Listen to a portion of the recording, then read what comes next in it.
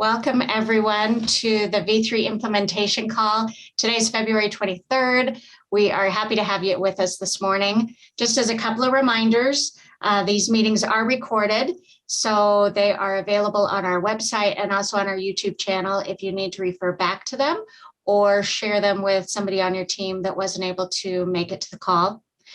Please update your name in the participant list with your affiliation. It helps us keep track of the vendors on the call, but it also helps the other participants to see who's talking and to understand kind of where everybody fits. We always have a good handful of brand new people on these calls, and that just is helpful to them to understand the dynamic of the group that we have. All right. Let's move to the agenda. Chris is going to start us off this morning. I know we've been having some issues that have been reported by stakeholders about emails from the Google group not coming through. So we're going to go ahead and turn some time over to Chris. He's going to talk about that for a minute, and then we'll go from there. Chris? Thank you, Julianne. Can you hear me okay? Yep, you sound great. Wonderful, thank you. All right, so everyone, thank you for making it to the call today. And yeah, for the snow, the groundhog was not messing around in Utah. Woke up to that and just quite cold this morning. So anyway, as you may have heard or experienced, some of our stakeholders have not been receiving emails from the Google group in our effort to be push service on letting you know about the V3 calls and other things that are going on with NEMSIS. We have created some suspicion, apparently, in some email filtering programs, and so we are working on alternatives to the current system. But as you know, onboarding new software and whatnot is a bit of a process. So while we scope and test the different options that we are going to be looking at, I wanted to go through some ways to make sure that everyone here doesn't miss any emails that are coming from the Google group. Or actually so that you don't miss any of the V3 calls, excuse me. As you can see here listed on the screen, if you are not receiving Google group messages, we'd sure like you to try adding NEMSIS@googlegroups.com to your safe sender and safe recipient list. And so if you are interested, let me jump over here to chat. I am going to put a link to a support Microsoft article that shows how to set unblock emails from a specific sender, and that is for Outlook, and it should be the different versions of the desktop and 365. If you are using a different email client, you will need to get in touch with your email administrator about how to whitelist emails that are coming from a certain sender.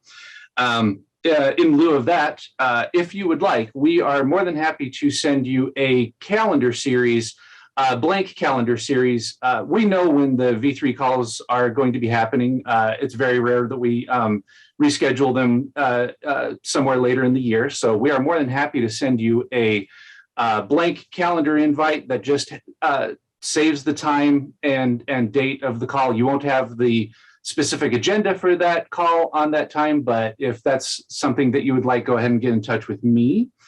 Again, contact your email admin if you are not getting the emails. I know we say check your spam folder. Do that as well. Please check your spam folder and see if anything from NEMSIS@googlegroups.com is going there. But if you also can get in touch with your email administrator, there is an email filter that happens before email ever even gets to your desktop. And so previous workplaces that I worked at, it was called, there was a product called Barracuda. If that helps you, if you talk to your email administrator, they'll know exactly what you're talking about. They deal with it all day.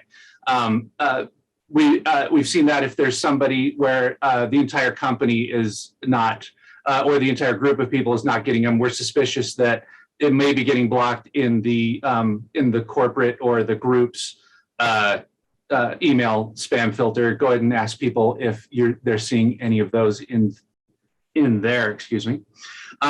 Also, just to let you know, the Zoom link for this meeting is always the same. And so if you have that link, the one that's listed on the screen right now, the Utah-Health Zoom US/J blah, blah, blah. We also tried to make it an easy number to remember, the 808-508.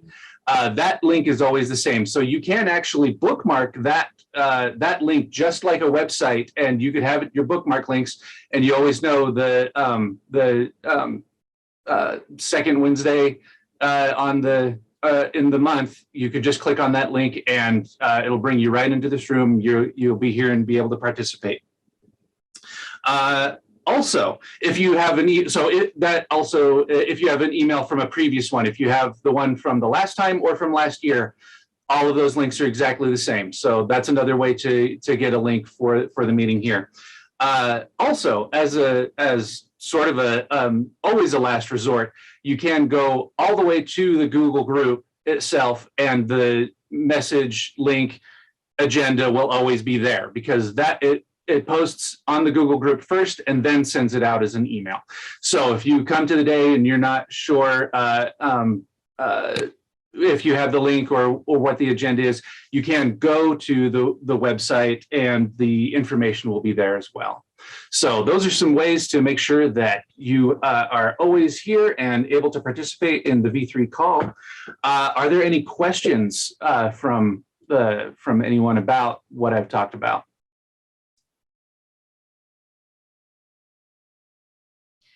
Chris, would you throw the link to the Google group forum in the chat so people can have that too? Absolutely. Thanks. And if there's anything, if you think of another question or any of these resources you want to hear about again, or you watch this on YouTube later, please feel free to just get in touch with me. I'm happy to send you any of this information. Thanks for listening, and Julianne, I'll hand it back to you. All right. Thank you, Chris. Next on our agenda, we're going to have an update on the ET3 model with John Beckett. John, do you want to share your screen or just talk? What would you like? Yeah, Julianne, let me go ahead and share my screen if you don't mind. That would be great. Not at all.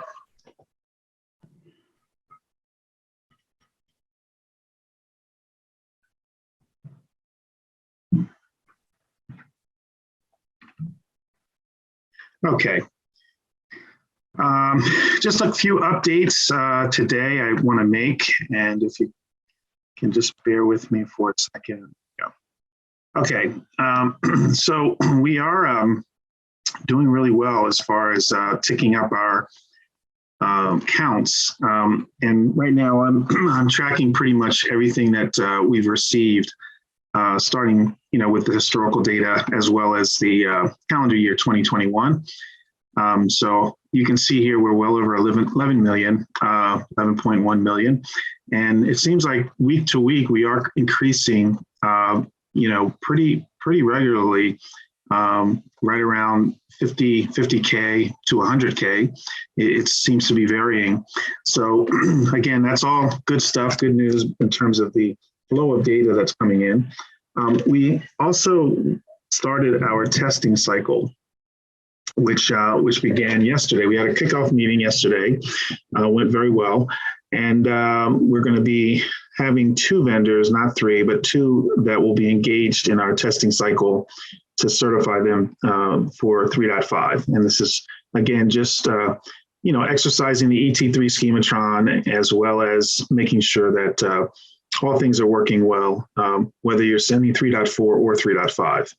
So we'll do some more of these later in the year because most of the vendors are not really ready to move to 3.5. So there will be other opportunities for this, and we're gonna just rely on the TAC to give us some input as to when we might hold the next one. Just a note: the growing number of participants have successfully implemented. So we are seeing where, again, these 3 categories are properly being done. So monthly submissions, claims submitted, as well as proper use of the ET3 custom fields. Just real quick, I'm just going to touch on this one here. I've actually talked about it in the past. So As you know, we've got drop miss records, so we'll be sending more emails out later this week as well as next week. I mentioned the 3.5 implementation will go to production on March 15th. So at that point, any of the vendors can send us 3.5 data. And we are still seeing a lot of issues as it relates to data submission. And I wouldn't call an expiring key an issue, but if you are suspicious that your key may have expired or is expiring, please go out and renew that key. There's a 180-day period before renewal that you need to take into consideration. And then we also have some of the other issues that we're seeing where we have incomplete submissions or submissions that were dropped because of incorrect agency field values, as well as missing ET3 values that we would expect to see. So there are a number of things there. Just real quick, we did create a monthly release calendar. I showed it a couple of months ago. So we do have a release that's coming up in the next day. So just bear in mind when you do see that there is going to be an outage, if your software is configurable to stop sending at that point, that would be great. Or if you need to, stop it and then restart the sending after the outage is over, that would be the best way to do it. But if it can't stop, then certainly we want to make sure we get all those records in that we may not have received during the outage. Another thing I just want to point out, and this is more for your participants, we get a lot of inquiries around the data that's been submitted. And actually we have a tool out there that can, it's more geared towards the participant, but I did want to, just mention it here in this forum that they can, go into a tool called the ET3 application. It's all going through the portal, so you get to it in the similar way that you might have done when you requested a security key. The difference is that instead of CDX, you're going to ask for the ET3 application. And that tile looks like this. You can see a graphic here. And in there, we have a number of tools that allow for the management of the data. We also can track what's been submitted. So if you're talking about verifying what's been submitted, we've got a nice table that allows you to filter the list and see with your agencies whether data has been submitted for a given month. And that's just a nice way to validate with the participant that, yes, indeed, the data has been sent and received by CMS. Finally, I just want to wrap up. We have a seminar that we're doing today at 1 o'clock, and I have invited a lot of you to the seminar, if not all. But if you haven't got an invitation and you want to attend, this is one that is more geared towards your participant. However, we are going to touch on topics that you as a vendor would be interested in.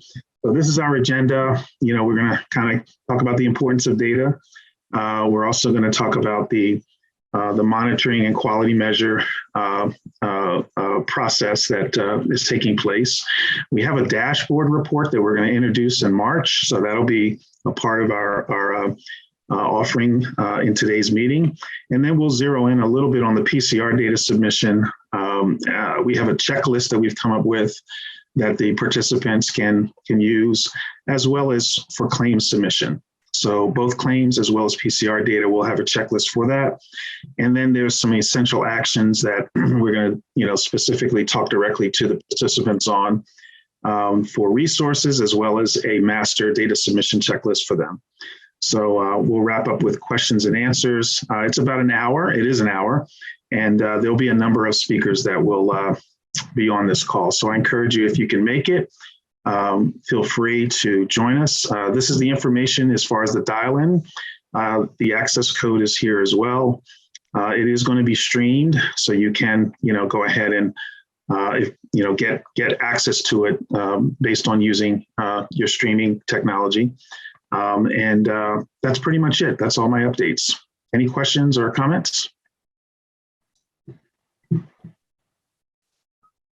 John, there's a question in the chat. I would like to see the number of PCRs by state that are ET3 calls, not just the total PCRs received. And that's Mark Roberts from California. Can you speak to that? Yeah, sure, Mark. And I think I've sent you some data before on a similar request. And if you reach out to me, I'll certainly support you again. So feel free to just reach out and let me know, and I'll go ahead and respond to you. Thank you, John. Are there any other questions for John while we have him?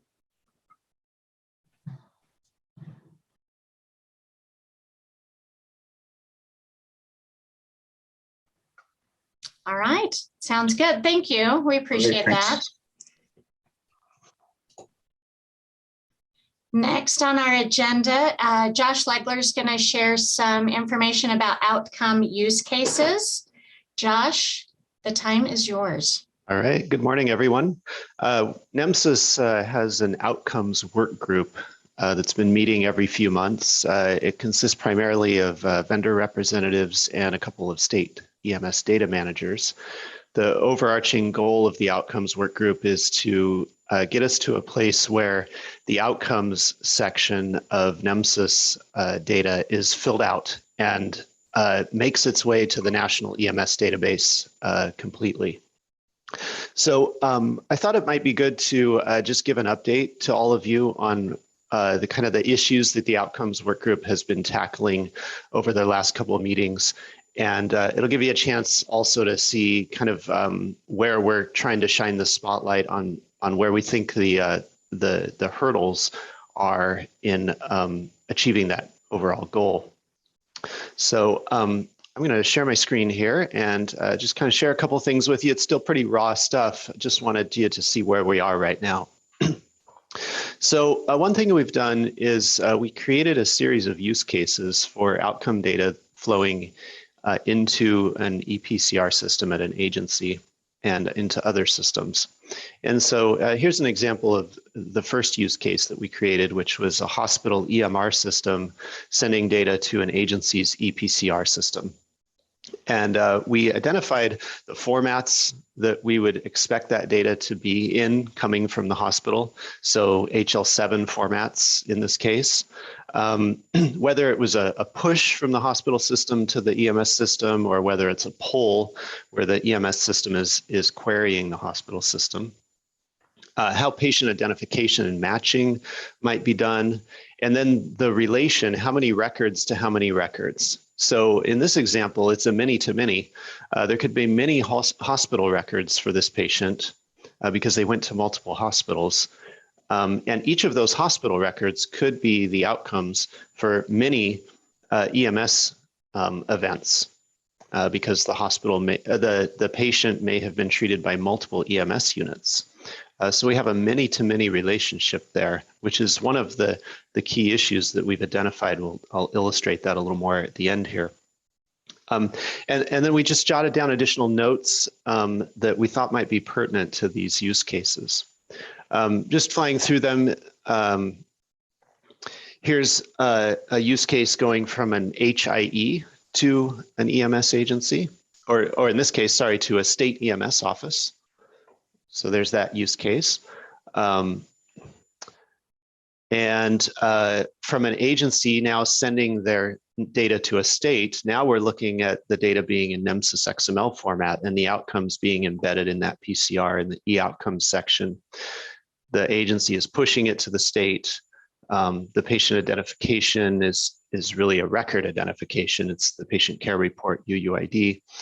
And at this point, then it's a one-to-one relation, right? So the EPCR can only have the outcomes from one hospital on it and can only send one hospital's worth of outcomes in that PCR to a state system. And so this starts to identify where that issue is. The agency may have received multiple outcomes from multiple hospitals, and now they have to pick one to send to the state because of the NEMSIS format. State to national, same thing. It goes in the NEMSIS XML format. You can only send one outcome in a patient care report.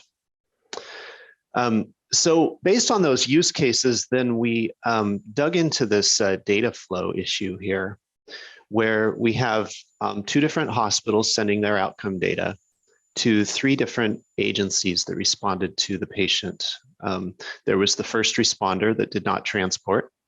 There was the scene transport that transported them to the first hospital.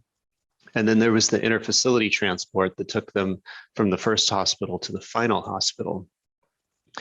These arrows here represent the outcomes that could come back to these EMS providers. So all three of these providers could potentially get outcomes from the final hospital. The first responder and the scene transport, they would also expect outcomes from the hospital that the patient went to first.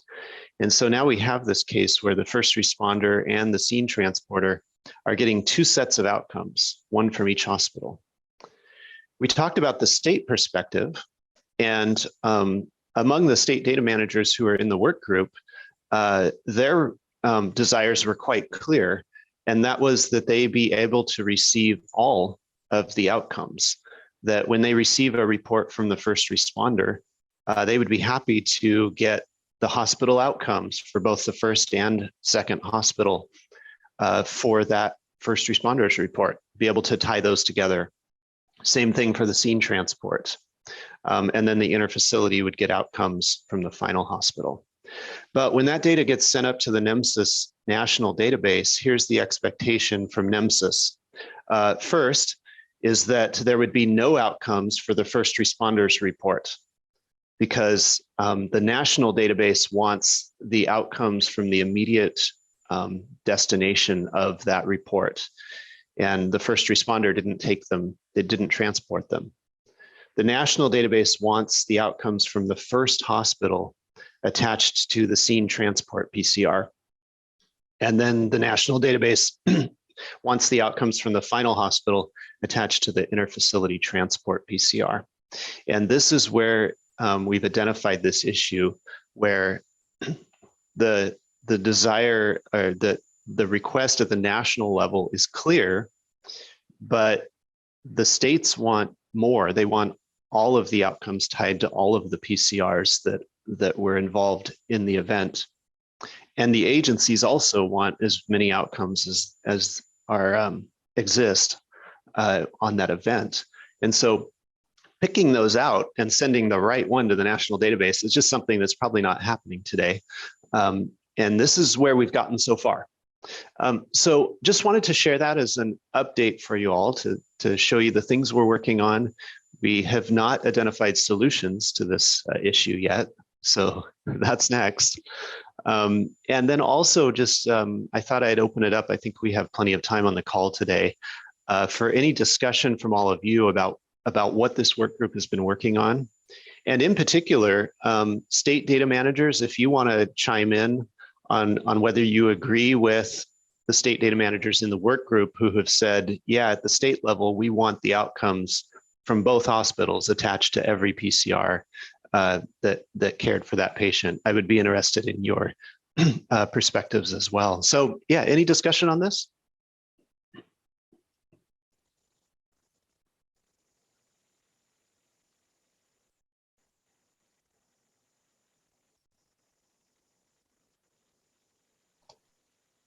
This is Karen. I'll start, even though I don't have a direct relationship with this. The outcome section is a one-to-one, right? So you can only get one today. So for somebody who wants more, what's the vision to make something like that happen, Josh? Yeah, that's why a moment ago I said we haven't identified solutions yet.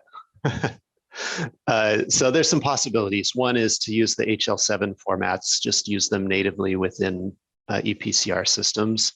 But there's probably some other solutions too. So, and one might be to change the NEMSIS standard to make outcomes one-to-many.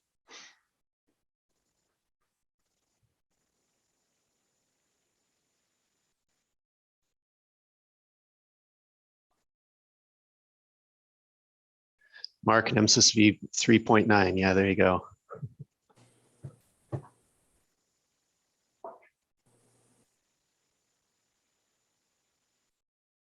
Okay, well, pretty quiet this morning. No problem. Just wanted to share that with you all to show you what we're working on so far. And hopefully over the next few months, we can start working towards some ideas for solutions to this issue. All right, thank you. Thank you, Josh. Thanks for sharing that. Next on our agenda, Jen Correa and Lauri Bradt are going to talk for a few minutes on 3.5 implementation considerations. Just a few things to think about as you're making those plans and getting that work underway. Jen and Lauri, the time is now yours. Good morning. So just really quickly, wanted to remind everyone that when your state is ready to go to version 3.5 and you've been onboarded, your vendor, your EPCR software vendors at the field level for the EMS agencies may not have converted over to version 3.5 yet. So your state will still probably, more than likely, be getting both version 3.4 and 3.5 in the beginning. So you may want to start working, if you have a plan for your version 3.5 switch, you may want to start putting that out to your local level EMS agencies to make sure that they know that that is on the horizon. Just gives them more of a heads up and a start. And then I wanted to briefly remind that it is the vendors that do the testing and the states that do the onboarding. So while the states will work with their vendor to onboard, and Lauri is going to talk much more about that, it is not testing. It is just making sure that your state system is sending data through to the NEMSIS tax system.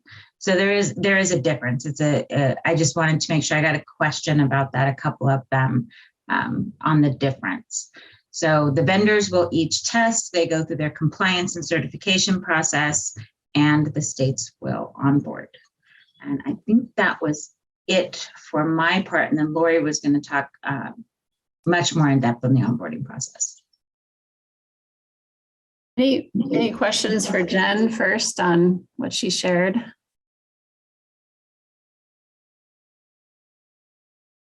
All right, let me share my screen.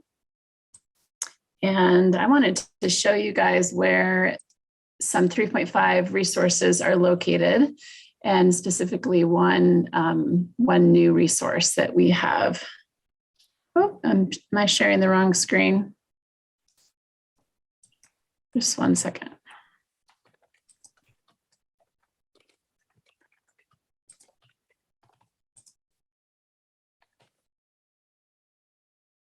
Are you seeing our homepage? Let me move this down here. That'll be easiest. Yeah, we see a NEMSIS page. There we go. Okay. We wanted to show you a new resource that we have updated and that is available on our website. And let me move this here so I can get to our homepage easily. So from our homepage, if you go to the top tab here, and if you go down to the version 3.5 revision, hopefully. Lauri, we can't see your screen anymore. Oh, you can't? Okay, let me make it big again. How's that? We are just, at least I am just seeing a single white vertical line. All right, let me share again.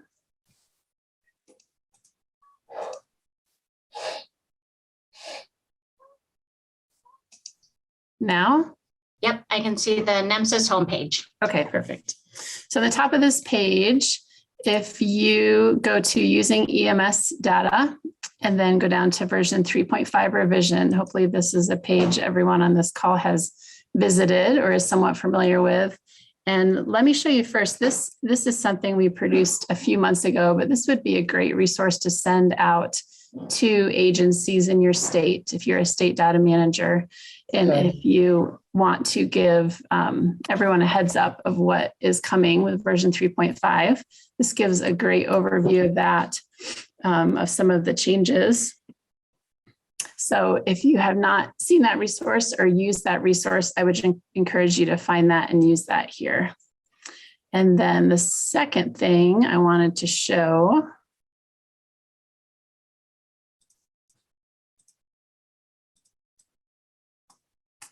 I need to move it to reach it. Can you still see my screen? Yes. Okay, great. Second is the very first button here. It says list of 3.5 resources. And from that tab, there are several resources listed, and I wanted to highlight the first one today. It's NEMSIS version 3.5 onboarding document. And this really is more of a technical resource and to be used both by vendors and state managers.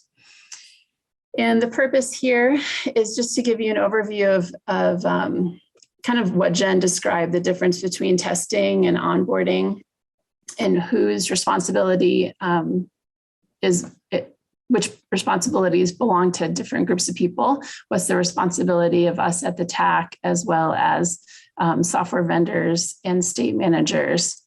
And so I would encourage you to find this. As soon as I'm done, I'll put a link in the chat where you can find this resource. And I'd encourage you to look over it in more detail. But again, this is more of a technical resource. Laurel worked on this as well as Josh. And I'm sure we would be available to answer any questions you have after you look at this in more detail. Any questions on these two, or questions about other 3.5 resources you may need?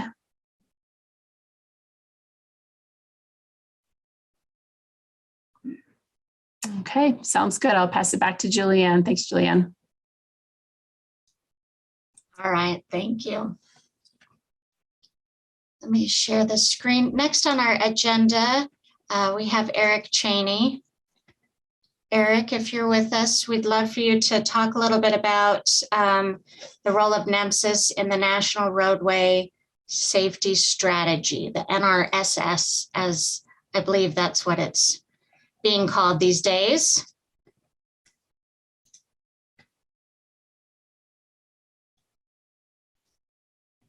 All right, I'm not sure we've got Eric with us.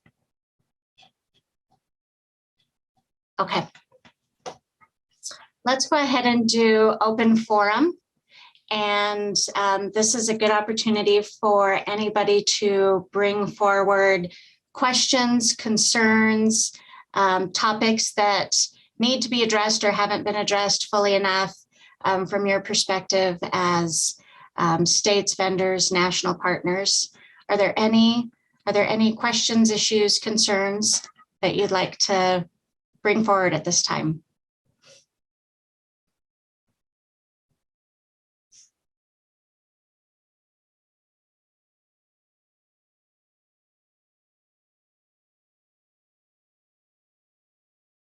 All right, Lauri's putting those links in the chat. If something comes to mind, I'm just going to do the wrap up, but if something comes to mind, go ahead and unmute or throw it in the chat. Actually, let me just do a quick reminder about the save the date for the annual meeting, and then I'm going to turn some time over to Eric Chaney. So we do have August 21st and 23rd, or 21st to 23rd, as the NEMSIS annual boot camp and meeting. These will be in person with some virtual options. More information will be coming soon, but we just wanted to get these dates to you as soon as we could, so you could block that time on your calendars. We know some of you have calendars that fill up really fast, and others of you that need a lot of lead time to get travel authorization if your organization is allowing travel yet.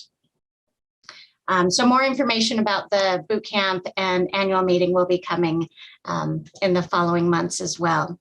Eric, would you be willing to take a few minutes and talk about any items from the Office of EMS, but also if you wanted to share some of the ideas behind the National Roadway Safety Strategy, we'd love to hear some of that. Good afternoon, all. Sorry for joining late. Multitasking, as I know all of you do routinely as well. Secretary of Transportation put out the National Roadway Safety Strategy about 3 weeks ago now, 4 weeks ago now. And it's pretty important to EMS. It's actually extremely important to EMS. I don't want to downplay it, because the section included in post-crash care are included in the National Roadway Safety Strategy of post-crash care. And it's sort of a new term for us, but I want to just give you the overall definition. I apologize. I'm going to read a couple things to you because it's pretty important. So the post-crash care definition in this report is to enhance the survivability of crashes through the expedient access to EMS while creating a safe working environment for all first responders and preventing secondary crashes through the robust traffic incident management practices. Remember, this is coming from a DOT perspective, so everything ties back to transportation in some way, and that's an important theme for us. This strategy and approach are welcomed along the way to the time is right for this effort and critically important. And it is critically important coming when roadway fatalities, serious crashes, and risk-taking on our highways has hit an all-time high. So here's the key core problem. The rate of roadway fatalities per 100 million miles traveled has not substantially improved over the last 10 years, and it has increased significantly since 2020 due to higher risk driving and any one of a number of things that we can speculate on or report on.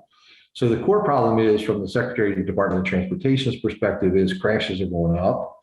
The severity of crashes is going up, and we need to do something about it. So there's a problem description. If you can go online, National Roadway Safety Strategy, and you can pull up the little booklet. It provides you with some graphics and some timelines of what crashes have occurred and when.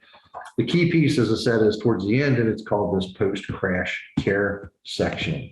And basically, there's an infographic there that we're in the process of updating, but post-crash care is caring for people injured in a crash to prevent their injuries from becoming fatal, is just as critical as all of the other preventative measures that they discuss earlier in the document. So the timing of arrival of ambulances is factored into that. Rural versus urban disparity is highlighted in there. And they talk about in rural areas, 39% of fatal crash victims do not arrive at the hospital for between 1 and 2 hours from the time of the crash, compared to 10% in urban areas. So they're looking for factors for how to improve this. So there are key department actions for post-crash care listed in there. The first is develop and implement an outreach for EMS personnel and on-scene safety and traffic incident training. This goes to providers struck by, and it's not just EMS and fire personnel being struck, it's tow truck drivers who have a pretty significant lobby. They're talking about them being hit, law enforcement officers being hit along the road, providing care or providing assistance at the scene of a crash, pedestrians who stop to do the Good Samaritan thing, getting hit as well, or just a person getting hit more than once because they're alongside of the road or someone's changing a tire and that's how they were struck. There's talk about advanced traffic incident management training and technologies for improved responder and motorist safety. So this is the vehicle-to-vehicle automated notification. It's your car's smart system saying, hey, look, there's a fire truck coming behind you, move over to the side of the road, or ambulance approaching from the whatever. So that's been in the works for some time. And then there's this use and support for the National EMS Information System, the national database that's used to support data from the US and territories by funding applied research and data quality improvements. And that is huge because that is the first time that anything NEMSIS related has been written to this level in any of the documentation for a secretary level effort. And there is funding put behind this project. Let me give you one other one: is improve the delivery of EMS throughout the nation, collaborating with FICMS and NEMSAC. So basically all of those things, they talk about improvement, they talk about advancing and developing. All of them require data, and they require EMS data to make these things happen. So the overall goals are listed in there, but basically it's traveling as a public also has a role to play. Each of us uses our roads almost every day, whether a motorist, a passenger, or someone walking, biking, or rolling. Our action should be prioritized safety first always. That's the overall goal. So in that is, some basic guidance for where we're going to be going with DOT.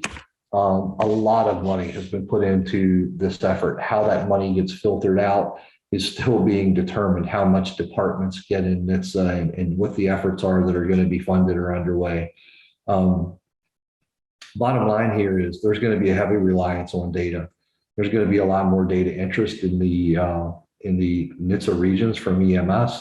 My goal, one of my big goals, is to shift focus of what NHTSA is currently using for injury severity as a CABCO score from law enforcement, and shift that to a revised trauma score from the EMS documentation. The implementation of UUID into MUC and FARS and other DOT related documents is huge on my list. Tracking things that we don't currently track today is on the list, but that's version 3.6 and out. So we're always looking ahead at these changes, but this is the document that, make no mistake about it, is going to drive some of the things that we're going to need to do. Now, is this the be all end all? No. It may be that this opens the door, and funding one thing allows us to make a change that we wanted to make to something else. We need to think about that. There's going to be a lot more information on reporting coming out, and we'll share that with you as we go. But the key here is that NEMSIS is recognized in this document officially, and as that official database, people will be going to that for support. So expect a lot more requests on transportation and a lot more transportation related projects. I'm happy to answer any questions about the National Roadway Safety Strategy. I haven't committed it to memory yet, but I'm getting to the point where I can quote sections.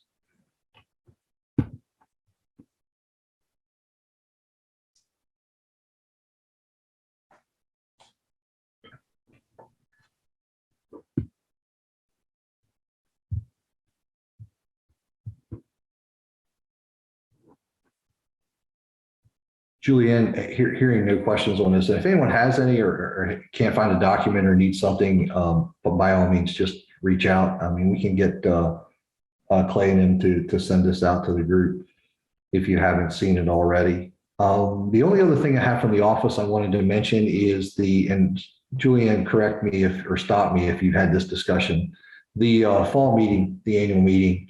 Looking real forward to seeing everybody again in person.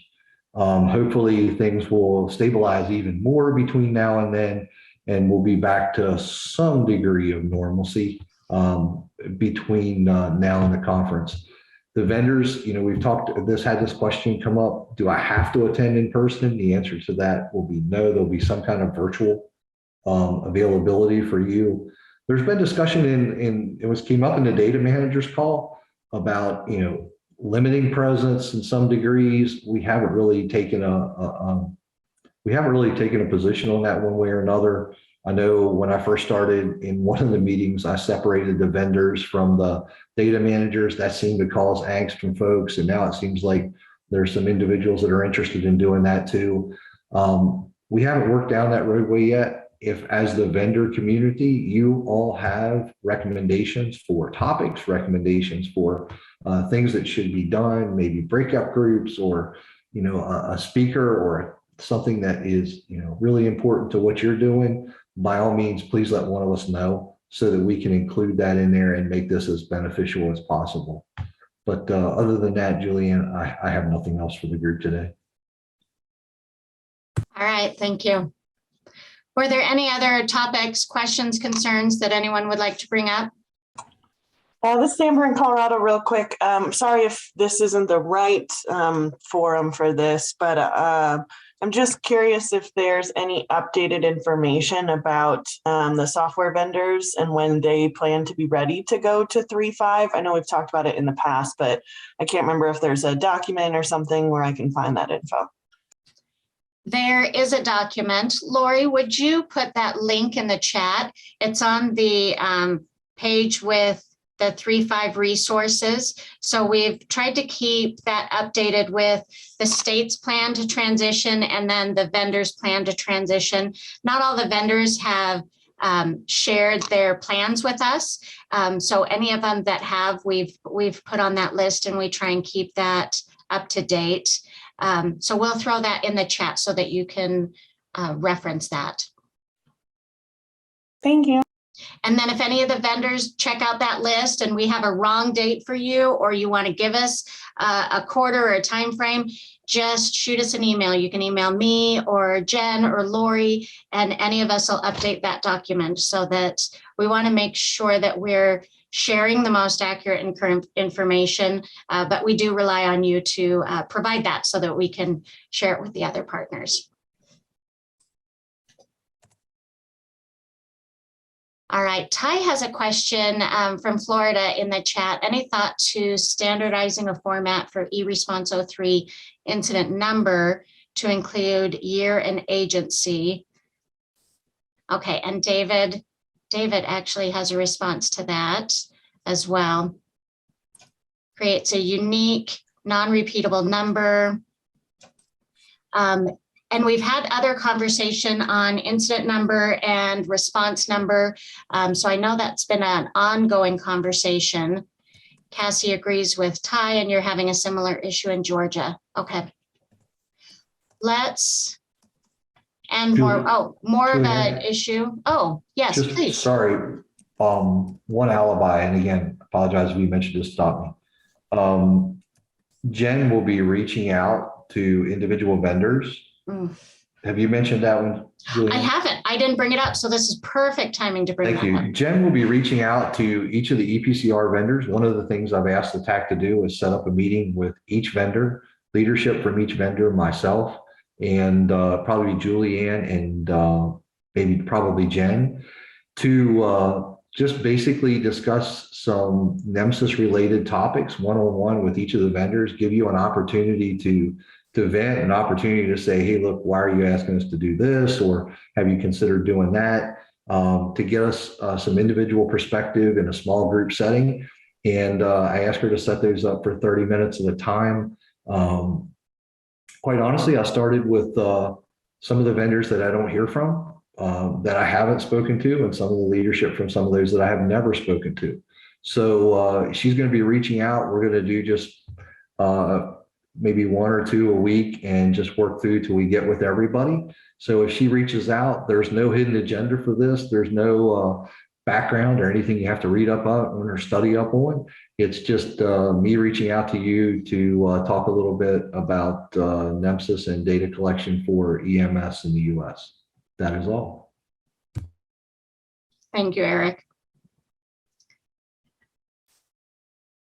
Okay, on the question about incident number, we can come back to that one. I know that there's been discussion between incident number and response number.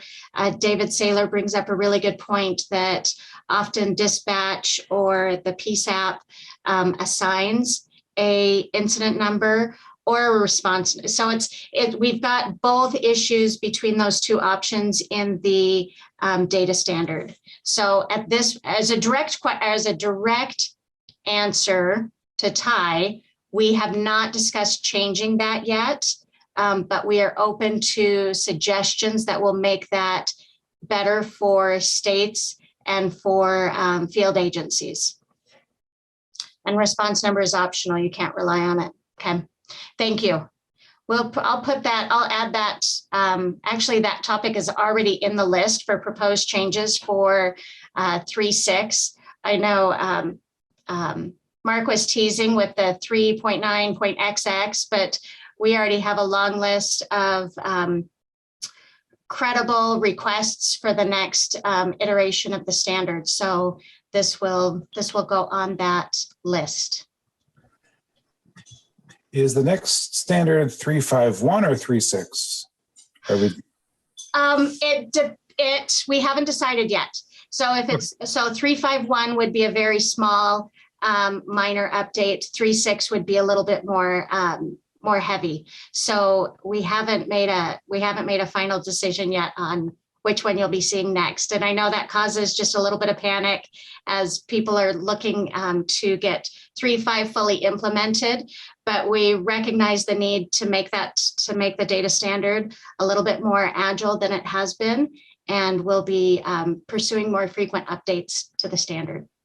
Yeah, this is an excellent question. And I'm sorry if I misspoke there, and I 3.6 just because it was the next number after 3.5 is why I said that. But Julianne's correct. We've had multiple discussions about this, and that's going to be one of our topics when I talk to each of you individually, is for recommendations on that process, because I'll let the cat out of the bag a little bit for the call, because we have now, I think the number is 79 requests for the next version, whatever that is, after 3.5.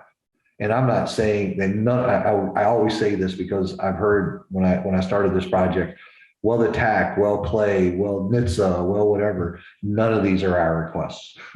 None of those are from my list, right? They're just things that we have been asked from other NGOs, outside agencies, so on and so forth.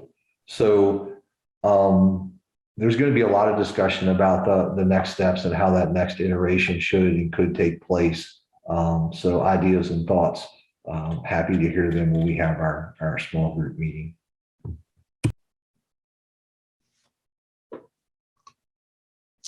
Thank you, Eric. And Lauri, so Lauri responded to Nick Spring had a question in chat about closure dates. We have not been asking all the states to share what their proposed plan is for closing 3-4. So we have that option available on the state webpage for each of the states. We just haven't gone down that road yet, asking states for what their plan is on closing 3-4.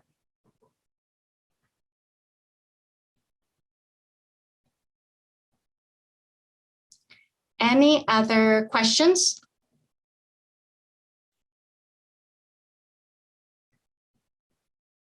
All right. Our next meeting, always the second and fourth Wednesdays of the month, will be March. If you can believe it's already March. Holy cow. March 9th and 23rd, same place, same time. We will be sending out some follow-up emails with some information to get NEMSIS at Google Groups and to your safe sender list and safe recipient list. We have quite a large distribution list that we will be working on updating. So look for some email messages from NEMSIS over the next few weeks. Add the annual meeting to your calendar so that you've got that in your plan for the fall. And we will see you all here next week, not next week, in March 9th. Thank you so much and have a great and safe rest of your day. Thanks, everyone.